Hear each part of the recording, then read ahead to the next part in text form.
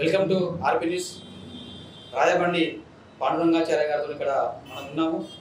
తను గతంలో కమ్యూనిస్ట్ పార్టీలో పనిచేస్తారు. ఇప్పుడు గత సంవత్సరం నుంచి వర్కర్స్ పార్టీ ఆఫ్ ఇండియా కంపెనీని ఒకటి ఫామ్ చేసి రాష్ట్ర అధ్యక్షునిగా పనిచేస్తూ ఉన్నారు. తను ఈ మధ్యలో జయశంకర్ గారి గురించి ఒక కార్యక్రమం తీసుకున్నారు. జయశంకర్ గారు ఈ తెలంగాణ జాతీయతగా ప్రకటించాలని చెప్పేసి తను డిమాండ్ చేస్తూ ఉన్నారు. ఒకసారి తన మాటల్లోనే అడిగే ప్రయత్నం చేద్దాం. అసలు జయశంకర్ గారి గురించి తన చెప్పాల్సిన ఏం చెప్తారు, ఏంటి అసలు తెలంగాణకు జాతీయతగా జయశంకర్ గారిని ఎందుకు ప్రకటించాలనే విషయాలను కూడా తన నుంచి మనం అడిగి తెలుసుకుందాం. నమస్కారం. నమస్కారం సార్.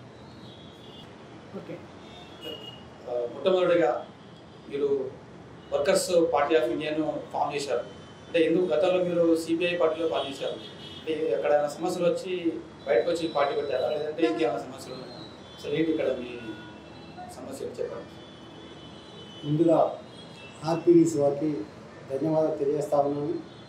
నా పేరు Rayabandi Pandurangachari, workers party of India రాష్ట్ర అధ్యక్షుడిగా వ్యవహరిస్తూ ఉన్నాను.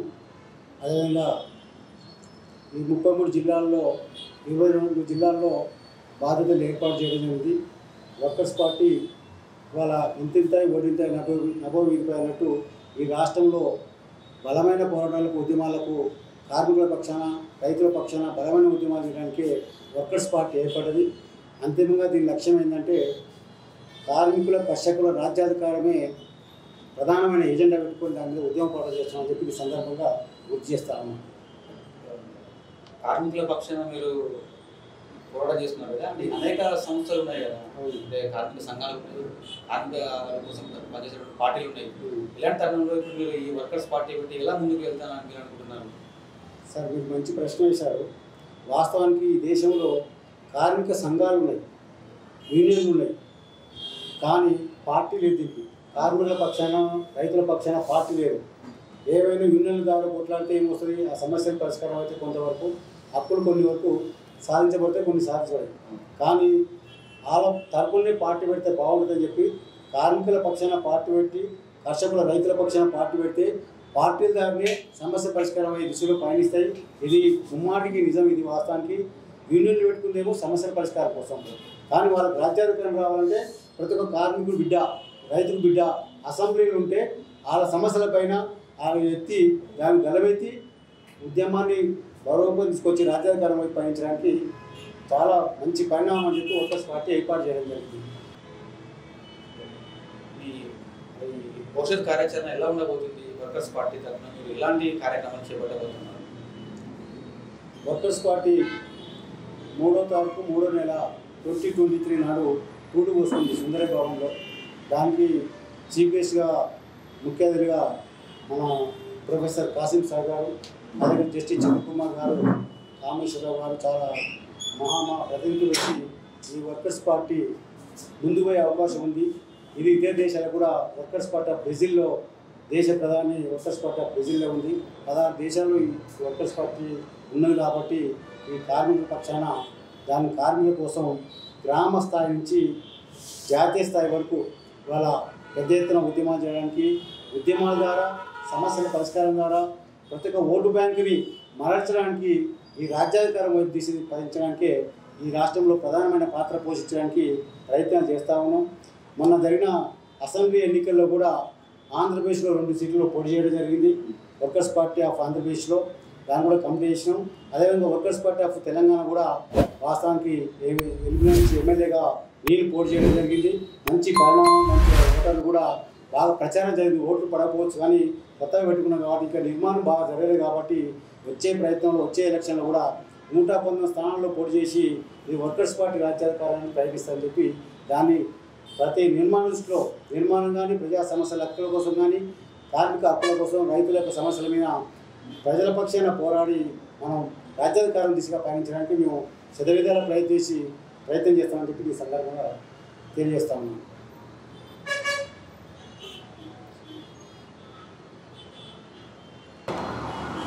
తెలంగాణ రాష్ట్ర సాధన కోసం అహర్నిశలు కృషి చేసినటువంటి ప్రొఫెసర్ జయశంకర్ సార్ని తెలంగాణ జాతీయతగా గుర్తించాలని చెప్పేసి మీరు ప్రధానంగా డిమాండ్ చేస్తున్నారు. గతంలో కూడా మీరు సందర్భంలో కేసీఆర్ ప్రభుత్వం కూడా మీరు మాట్లాడిన సందర్భాలు ఉన్నాయి. కాకపోతే ఏంటంటే మీరు అప్పుడు కార్యాచరణ తీసుకోలేదు అని ప్రచారంలో ఉన్నది. ఇప్పుడు మీరు కాంగ్రెస్ గవర్నమెంట్ వచ్చింది కాబట్టి తెలంగాణ జాతిపితగా జయశంకర్ గారిని గుర్తించాలని చెప్పేసి ప్రకటించాలని చెప్పేసి మీరు ప్రతిపాదనకు వచ్చి నిరాదీక్ష కూడా చేపట్టబోతా ఉన్నారు. అంటే ఎందుకు అసలు ప్రొఫెసర్ జయశంకర్ గారిని ఎందుకు మీరు జాతిపితగా ప్రకటించాలని నాకు ఆలోచన మీరు చేస్తూ ఉన్నారు? నిజంగా తెలంగాణ రాష్ట్రం రావడానికి ప్రధానమైన కారణం నీళ్లు, నిధులు, నియామకాలు సబ్జెక్ట్ మీద ఈ తెలంగాణకు అన్యాయం అయిపోతున్న ఉద్దేశంతో ఈ రాష్ట్రంలో ఈ దేశంలో కూడా మొట్టమొదటిసారిగా విత్తనం పెట్టింది మారోజు వీరన్న. అయితే దాని సిద్ధాంతాన్ని రచించి ఈ రాష్ట్రంలో తెలంగాణ తప్పనిసరిగా రావాలి, విద్యార్థులు కానీ అన్ని విషయాల్లో కూడా మన హక్కులు మనకు కావాలి, మన యొక్క ఎజెండా మనకు ఉండాలి, తెలంగాణ ఎజెండా కావాలని ఉద్దేశించి మరి పోరాటం చేసిన యొక్క ఆయనకు ఊహాగానం తెలిసినప్పటి నుంచి చనిపోయేంత వరకు చివరి రక్తపోటు వరకు కూడా ప్రయాణం చేసి తెలంగాణ రాష్ట్ర సాధనలో ప్రధానమైన పాత్ర వహించిన ఒక ఈ రాష్ట్రంలో ఎవరైనా ఉన్నారంటే మన ప్రొఫెసర్ జయశంకర్ సార్. నిజంగా ఇలా కేసీఆర్ లాంటి వాళ్ళు తెలంగాణ నేను తెచ్చినా అని చెప్పుకుంటా ఉన్నాడు. కానీ నిజంగా తెలంగాణకు ప్రొఫెసర్ జయశంకర్ లేకుంటే ఇవాళ ఆయన తోడు కూడా కేసీఆర్ వాళ్ళు కూడా కాదు. ఎందుకంటే ఈ రాష్ట్రంలో ఏం అన్యాయం అయిపోతుందని ప్రజలందరికీ తెలియజేసిండు. అడ్డిపండు తొక్కవలసినట్టు చెప్పడం జరిగింది. ఈయన ఒక బాణం అయితే ఆయన బాణం పుల్ల, బాణం లేకుంటే బాణం పుల్ల కూడా ఏం చేయదు. కాబట్టి తెలంగాణకు దృఢ సంకల్పం కోసం ఈ తెలంగాణ రాష్ట్ర సాధనే మన ఎజెండా అని చెప్పి పుట్టిన బిడ్డ కాంచెలు మొదలు పెడితే చనిపోయే ముదుసలి వరకు ఈ తెలంగాణ చెప్పి బలమైన ఉద్యమానికి సబ్బండ వర్గాల్ని, అన్ని కులాల వాళ్ళని, అన్ని జాతుల వాళ్ళని, అన్ని వృత్తి వాళ్ళని అందరినీ రోడ్డుపై తీసుకొచ్చి పెద్ద ఎత్తున ఉద్యమం జరిపిన ఒక చరిత్ర ఇవాళ జయశంకర్ సార్కు ఉంది. మరి వాస్తవానికి ఆయనతో పాటుగా అందరూ నడిచారు, ఆయన అడుగులో అన్నీ నడిచారు. కానీ మొదటి అడుగు వేసింది మన జయశంకర్ సారే. కాబట్టి చాలా మహా ఉన్నారు. కానీ ఇంతటి ఉద్యమం చేసిన ఒక తెలంగాణలో బిడ్డ నాకు తెలిసిన వరకు ఎవరు లేరు, ప్రొఫెసర్ జయశంకర్ సారే అని చెప్పి ఆయన ఒక నిరాడంబర జీవి. వరంగల్లో కూడా ఆయనకు వాస్తవానికి ఇల్లు కూడా లేని పరిస్థితి. ఈ రాష్ట్రమే నాకు ప్రధాన ఎజెండా అని చెప్పి ఈ రాష్ట్రం వచ్చినాక నా చివరి రక్త పొట్టి వరకు ప్రయాణిస్తానని చెప్పినట్టు మహానుభావుడు జయశంకర్ సార్. ఇంతవరకు చెప్పిన దాంట్లో నాకు అది ఎవరు అయిపోయలేదు. ఇవాళ కేసీఆర్ ప్రభుత్వం వచ్చి 10 సంవత్సరాలు అయిపోయిన కూడా వాళ్ళ ప్రభుత్వం ఉన్నా కూడా నిజంగా కేసీఆర్ జయశంకర్ సార్ని తెలంగాణ జాతిపిత ప్రకటించారు. కానీ ఆయన ప్రకటించలేకపోయిండు. ఆయన అన్నీ మొత్తం అర్థమైపోయింది. ఆయన మాటలన్నీ తేటతెల్లమైపోయింది. ఆయన ఊహాగానంలోకి వెళ్ళిపోయాడు. ఇక నేను చనిపోతే నాదే అని చెప్పి ఆయన ఎన్నో కలలు కన్నాడు. కానీ అది స్వార్థ బుద్ధి, అది మనకు అర్థమవుతుంది. కాబట్టి ముఖ్యమంత్రి అనేవాడు జయశంకర్ సార్ని తెలంగాణ జాతిపితగా ప్రకటిస్తే మళ్ళీ ముఖ్యమంత్రి కేసీఆర్ ఉండు. కానీ తప్పుదో పట్టించింది. కాబట్టి ఆయన ఇవాళ పరిస్థితి ఏడ ఉందో మనకు అందరికీ అర్థమైపోయింది. అందుకనే ఇవాళ కాంగ్రెస్ ప్రభుత్వం వచ్చింది. ముఖ్యమంత్రి మన తెలంగాణ రాష్ట్ర ప్రభుత్వానికి మన రేవంత్ రెడ్డి గారు ముఖ్యమంత్రి అయిన చాలా సంతోషదాయం. ఏదైనా ప్రభుత్వం మారింది కాబట్టి దాన్ని మనం శిరసావించవలసిందే, ప్రజలు అంగీకరించవలసిందే. కానీ హక్కుల కోసం, సమస్యల కోసం పోరాటం చేయడానికి మేము ప్రజలందరం ఉన్నాం. కార్మిక శక్తులు అన్నీ ఉన్నాయి. కాబట్టి ఈ తెలంగాణ కోసం జయశంకర్ సార్ గురించి వాస్తవానికి రేవంత్ రెడ్డి గారు కూడా తెలుసు, ఆయన ప్రకటిస్తారని మాకు ప్రగాఢ నమ్మకం ఉంది.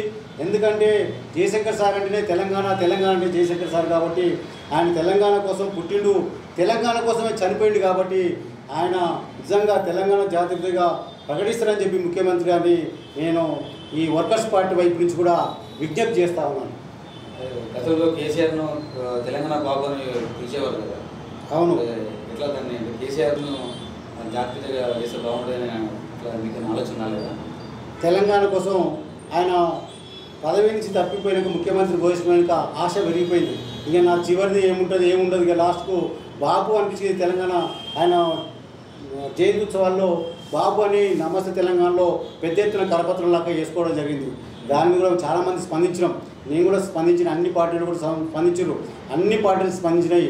ఆయన బాబు ఎట్లయితాడు, ఆయన తెలంగాణ కోసం పోరాటం చేయలేదంటలేను. ఆయన దేశ పోరాటం కూడా అందరూ తెలుసు.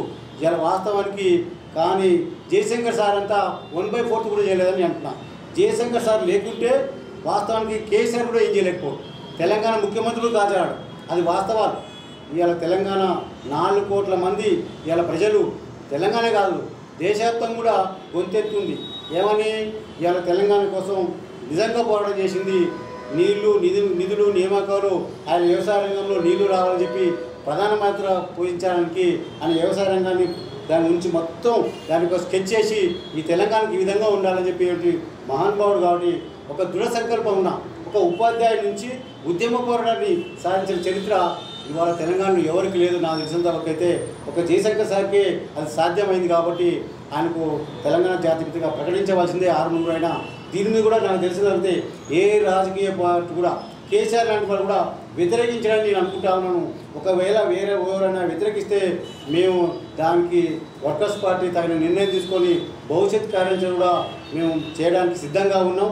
అదేవిధంగా ఏదేమైనా కూడా తెలంగాణ వచ్చిందంటే జయశంకర్ సార్ పుణ్యం అని చెప్పి ఈ సందర్భంగా చేస్తున్నాను. మీరు అన్నట్టుగా కేసీఆర్ విషయం పక్కన పెడితే తెలంగాణలో చాలా మంది ఉన్నారు. జయశంకర్ లాగా ఉద్యమం చేసిన వాళ్ళు మేధావులు చాలా మంది ఉన్నారు. కాళీ నారాయణ లాల్ లాంటి వాళ్ళు, ఇంకా కేశవ జాదవ్ లాంటి వాళ్ళు ఎంతో ఎప్పటి నుంచో వాళ్ళు ఉద్యమం చేస్తున్నారు. వేరే వాళ్ళు కూడా మిగతా ఉద్యమకారులు కూడా వచ్చి మిగతా వాళ్ళ పేరు కూడా ప్రతిపాదన చేసి దాన్ని ఎట్లా మీరు దాన్ని నేను ఈ మధ్యన ఒక మీటింగ్ పెట్టడం జరిగింది. హైదరాబాద్ నగరంలోనే జయశంకర్ సార్ని తెలంగాణ జాతీయగా ప్రభుత్వం అధికారంగా ప్రకటించాలని చెప్పి మీటింగ్ పెడితే దాని మీద ఒకరు కూడా వ్యతిరేకించాలి సార్. వ్యతిరేకించాలి వాస్తవానికి. ఆయన పెట్టితే కరెక్ట్ అని చెప్పింది. కాళోజీ లాంటి వాళ్ళు, అదేవిధంగా చాలామంది ఉన్నారు. ఒక కాళోజీ లాంటి వాళ్ళు చాలామంది ఉన్నారు. వాళ్ళని కూడా మేము గౌరవిస్తాం. వాళ్ళకు కూడా తగిన ప్రాధాన్యత ఇవ్వద్దంటే తెలంగాణలో ఆయన పాత్ర దగ్గర ఉంచాలి. కానీ ఈయన మొత్తం సిద్ధాంతాన్ని రచించింది. తెలంగాణ సిద్ధాంతాన్ని ఎవరు రచించారంటే జయశంకర్ సార్ పేరు చెప్తారు, ఇంకోటి పేరు చెప్పారు. అందుకని సిద్ధాంతం రచించింది కాబట్టి తెలంగాణ ఇట్లా ఉండాలి, భౌగోళిక ఉండాలి, సామాజిక తెలంగాణ రావాలి. ముందుగానే తెలంగాణ వచ్చిన తర్వాత మనం సామాజిక తెలంగాణ కోసం కొట్లాడదాం. అది కూడా దాని మీద కేసీఆర్ లాంటి వాళ్ళు చేస్తారా చేయరా కూడా నమ్మకం లేదు వాస్తవానికి. కేసీఆర్కు జయశంకర్ కూడా మధ్యన వివాదాలు జరిగినాయి. ఆ మధ్యకాలంలో కొన్ని రోజులు సైలెంట్ అయిపోయింది. తర్వాత మళ్ళీ తెలంగాణ రాదేమని ఉద్దేశంతో మళ్ళీ జయశంకర్ సారే దాన్ని ముందు నడిపించిన ఒక చరిత్ర ఉంది. అందుకని జయశంకర్ సార్ పేరు ఎత్తే ఎవరైనా చాలా వరకు 99.1% 100% జయశంకర్ సారే అర్హుడు అని చెప్పి చాలామంది చెప్పడం జరిగింది. ఆ విధంగా మేము రాష్ట్ర వ్యాప్తంగా కూడా అన్ని జిల్లాల్లో కార్యక్రమాలు చేసి నిర్మాణ పరంగా ఉద్యమ పరంగా ప్రభుత్వం ప్రకటిస్తే చాలా సంతోషదాయం. ప్రకటించుకుంటే పార్టీకి మళ్ళీ చాలా హక్కుల కోసం దానికోసం ఏర్పడేదాకా మేము ఉద్యమిస్తామని చెప్పి ఈ సందర్భంగా చేస్తాము. మీరు కేసీఆర్కు జయశంకర్ మధ్య వివాదాలు జరిగినాయని చెప్తా ఉన్నారు. అంటే ఎలాంటి వివాదాలు? ఇద్దరు ఉద్యమకారులు తెలంగాణ కోసమే పనిచేస్తున్నారు. జయశంకర్ కేసీఆర్ సపోర్ట్ చేసి కేసీఆర్ జయశంకర్కి సపోర్ట్ చేశారు. మరి ఎందుకు వాళ్ళిద్దరి మధ్య వివాదాలు వచ్చినాయి? మనకు విషయం అర్థం చేసుకోవాల్సింది ఏంటంటే నిజంగా సార్ కేసీఆర్ ఏమో ఆశతో వచ్చింది. మనకు అర్థమైంది ఈ 10 సంవత్సరాల తర్వాత ఎంత సంపాదించిండు, ఏం చేసిండు, ఏం కథ. అదే జయశంకర్ సారు రూపాయి పైసలు లేకుండా ఆయన ప్రాణం ఉన్నంతసేపు జగన్ కోసుకుంటాను. మాకు అందరిలో తేడా తెలియదు. కేసీఆర్ దగ్గర ఎన్ని కోట్లు ఉన్నాయి, ఎన్ని నుంచుండు, ఎన్ని ఒకపెట్ల 100 ఎకరానికి 100 కోట్లు చేసిన చరిత్ర ఉంది. ఈయన పాపం ఆయనకు కనీసం బుక్కడు భూ దొరుకుతుంది సార్. నాకు తెలంగాణ కోసం ఉద్యమం చేసిన ఒక నాయకుడు ఎవరు నవ్వించడం. కేసీఆర్కు జయశంకర్ పోల్చే అసలు పరిస్థితి కాదు. కేసీఆర్ ముఖ్యమంత్రి పదవి కోసం వచ్చింది కానీ జయశంకర్ సార్ ముఖ్యమంత్రి కోసం వివాదం అయితే సామాజిక తెలంగాణ ముఖ్యమైనది. జయశంకర్ సార్ ఏమన్నా సామాజిక తెలంగాణ రావాలి, తెలంగాణ వస్తుంది, ఎటువంటి పరిస్థితులు వస్తుంది నమ్మకం ఉంది. మనకు సామాజిక తెలంగాణ వస్తే ఈ సబ్బండ వర్గాలకు న్యాయం జరుగుతుందని చెప్పి ఉద్దేశంతో ఆయన కొట్లాడు. దాంట్లో నువ్వు సామాజిక తెలంగాణ అంటావు అని చెప్పి అదొక వర్గం కదా. అందుకని అది పెట్టుబడిదారు వర్గం కాబట్టి సామాజిక తెలంగాణ ఇట్లా ఉంటుంది అని చెప్పి కొంత ఇబ్బంది జరిగిన తర్వాత కొంత దూరం అయితే తర్వాత జయశంకర్ సారే పెద్ద మనసుతో ఆలోచించి ఈ తెలంగాణ రాదేమని చెప్పి కేసీఆర్ కూడా సైలెంట్ అయిపోతే కూడా జయశంకర్ సార్ పిలిపించుకొని అన్నీ మాట్లాడడం ఎందుకు జరిగింది. దాదాపు అందరి మేధావర్గాన్ని తెలిసి అన్ని విషయాలు ఎంత దూరం ఏంటి, ఎందుకు దాన్ని జరిగింది, ఎందుకు ఎంత కేసీఆర్ యొక్క తేటతెల్లం అయింది కదా. ఆయన అసలు ఏమైంది ఏ కథ అనేది ఏమైనా పేరుకే మాత్రం నేను నిరాహార దీక్ష చేసినా అన్నాడు. నిరాహార దీక్ష సంగతి కూడా అందరికి తెలిసిన విషయమే. వాస్తవానికి కుసమని చెప్పింది కూడా జయశంకర్ సారే. జయశంకర్ సార్ చెప్పినట్టే చెప్తేనే ఆయన నడిచింది. లేకపోతే ఆయన అదివరకు కాంగ్రెస్ ప్రభుత్వంలో తెలుగుదేశం పార్టీలో ఏం చేయలేకపోయాడు అంటే అట్లాంటి ఈ సిద్ధాంతకర్తలను కూడా పిలిపించుకొని కథ చేసింది. అందుకే లేకపోతే తెలంగాణ వచ్చేదే కాదు. జయశంకర్ సార్ పుణ్యం అని చెప్పి నేను కరెక్ట్గా చెప్పదలుచుకున్నాను. జయశంకర్ గారిని మీరు తెలంగాణ జాతీయగా ప్రకటించాలని చెప్పేసి మీరు విప్లవం తీసుకొచ్చారు. దానికి కొంచెం కార్యాచరణ కూడా తీసుకున్నారు. ఎలాంటి కార్యాచరణ తీసుకున్నారు? భవిష్యత్తులో మీరు ఎలాంటి ఉద్యమాన్ని నిర్మాణం చేస్తారు? వాస్తవానికి ప్రొఫెసర్ జయశంకర్ సార్ అంటే ఈ తెలంగాణ కాదు, గల్లీ నుంచి ఢిల్లీ వరకు అందరికీ తెలిసిన విషయం. దాని గురించి ఇలా కాంగ్రెస్ ప్రభుత్వానికి మేము ఒకటే చెప్పదలుచుకున్నాం. రాహుల్ గాంధీ గారికైనా సరే, ఇవాళ ఈ రాష్ట్ర ముఖ్యమంత్రి రేవంత్ రెడ్డి గారైనా, మీరు నిజంగా ఈ రాష్ట్రం కోసం పోరాడిన వ్యక్తిని జయశంకర్ సార్ని మీరు తెలంగాణ జాతితో ప్రకటిస్తే మీకు చెత్తకొండ వందనాలు తెలియజేస్తాము మీడియా దృష్టి ద్వారా. ఒకవేళ మీరు అవతకలు చేసి లేదా ఆపితే జయశంకర్ సార్ని ప్రకటించకపోతే మాత్రం మేము తెలంగాణ ఉద్యమం ఏ విధంగా జరిగిందో అదే పద్ధతిలోనే మరో సామాజిక తెలంగాణ ఉద్యమాన్ని జయశంకర్ సార్ ఏదైతే కొట్లాడిండో ఆ ఉద్యమాన్ని తీసుకురావడానికి గల్లీ నుంచి ఢిల్లీ వరకు కాదు, ఎంతవరకైనా మేము వర్కర్స్ పార్టీ ద్వారా మేము నిర్మాణపరంగా, నిర్మాణాత్మకంగా, గుణాత్మకంగా ఉద్యమాలు తీసుకొచ్చే నిర్మాణం చేస్తూ ఉన్నాం. ఇప్పటికైతే మాత్రం ఈ నెల 6వ తారీఖు నాడు కొత్తపేట చౌరస్తాలోనే ఇదే ఆఫీస్ ముందు మేము పెద్ద ఎత్తున నిరాహార దీక్ష చేస్తూ ఉన్నాం. ఆల్రెడీ దీనికి మేము ప్రశాంతంగా ఎవరికి ఇబ్బంది కాకుండానే జయశంకర్ సార్ యొక్క గుణం ఏ విధంగా ఉందో క్యారెక్టరు ఆ విధంగానే ఫస్ట్ నుంచి మేము హింసా పద్ధతి కాకుండా అహింసా పద్ధతులనే, అంటే ఒక శాంతియుత మార్గంగానే నిరాహార దీక్ష చేసడానికి పూనుకున్నాం వర్కర్స్ పార్టీ. దాని ద్వారా మొదటి అడుగు వేయడం జరిగింది. గతంలో సమావేశాలు అన్నీ పెట్టాం, కానీ ఇప్పుడు నిర్మాణ పరంగా నిరాహార దీక్ష చేస్తూ ఉన్నాం. దీనికి ఈ తెలంగాణ ప్రజలందరూ జయశంకర్ సార్ తెలంగాణ జాతిగా ప్రకటించాలని, ప్రతి ఒక్కరిని తెలంగాణ బిడ్డని రావాలని మేము కోరుకుంటా ఉన్నాం.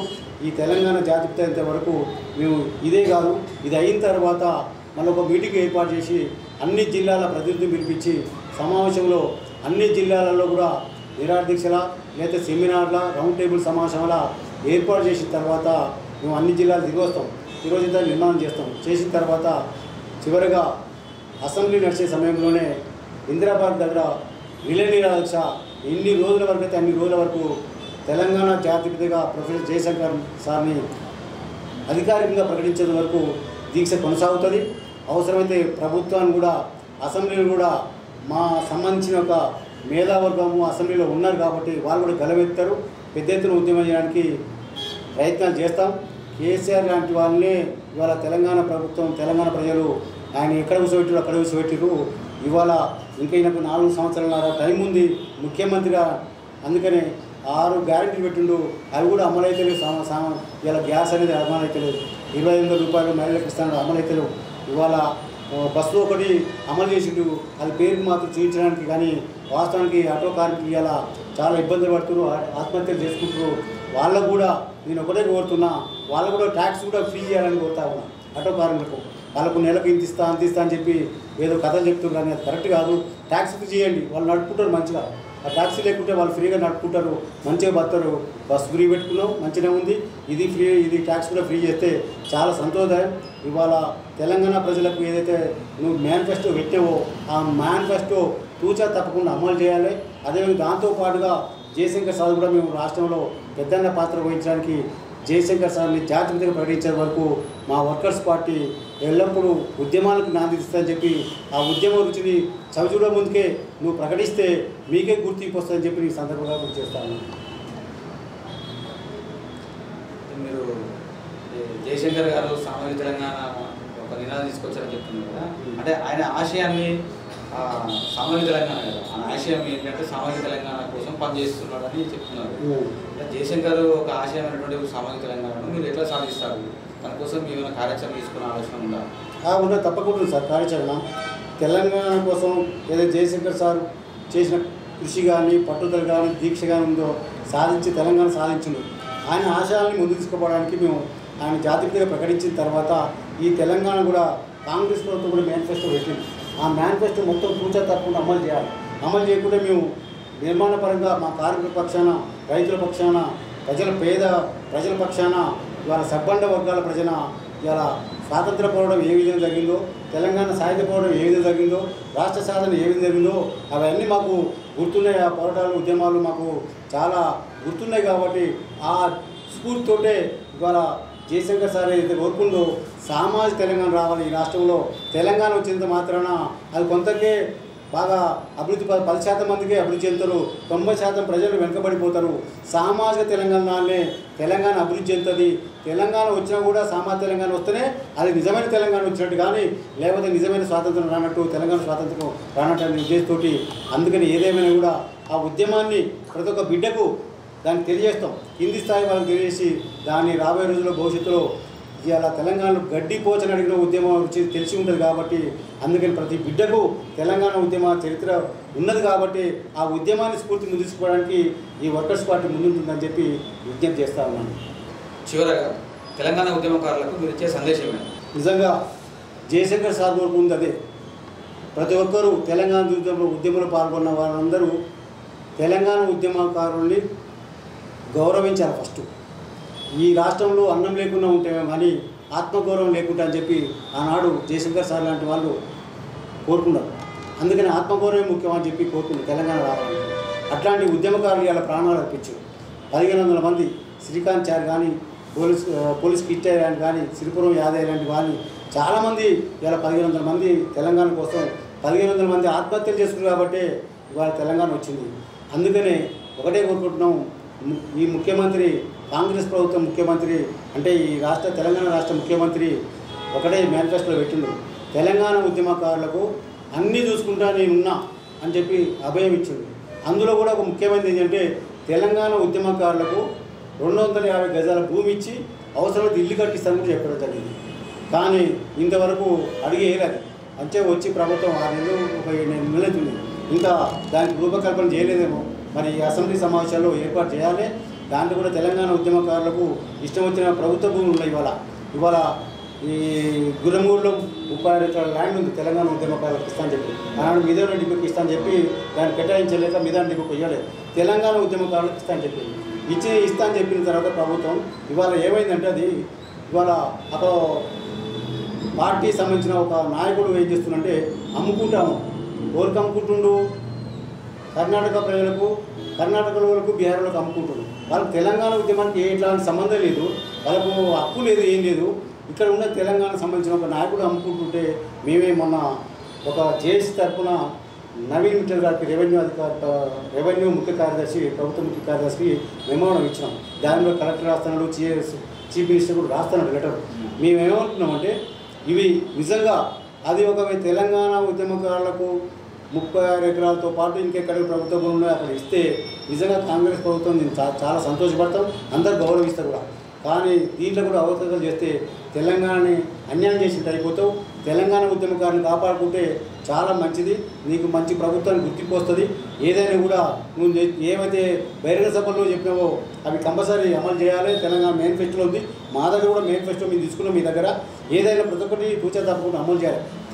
తెలంగాణ ఉద్యమకారుని మర్చిపోతే మాత్రం ఈ రాష్ట్రం క్షమించదని చెప్పి నేను మొక్కవని దీక్షతో చెప్పదలుచుకున్నాను. ఆర్పీ న్యూస్ మీడియాకి మీరు ఇచ్చినటువంటి ప్రత్యేక ఇంటర్వ్యూకు విలువైన సమాచారాన్ని తెలియజేశారు. మీకు ప్రత్యేక ధన్యవాదాలు. వర్కర్స్ పార్టీ భవిష్యత్తులో ఇంకా ముందుకెళ్ళి కార్మిక వర్గం కోసం పనిచేయాలని ఆర్పీ న్యూస్ ఆకాంక్షిస్తూ ధన్యవాదాలు. థ్యాంక్ యూ సార్, చాలా ధన్యవాదాలు.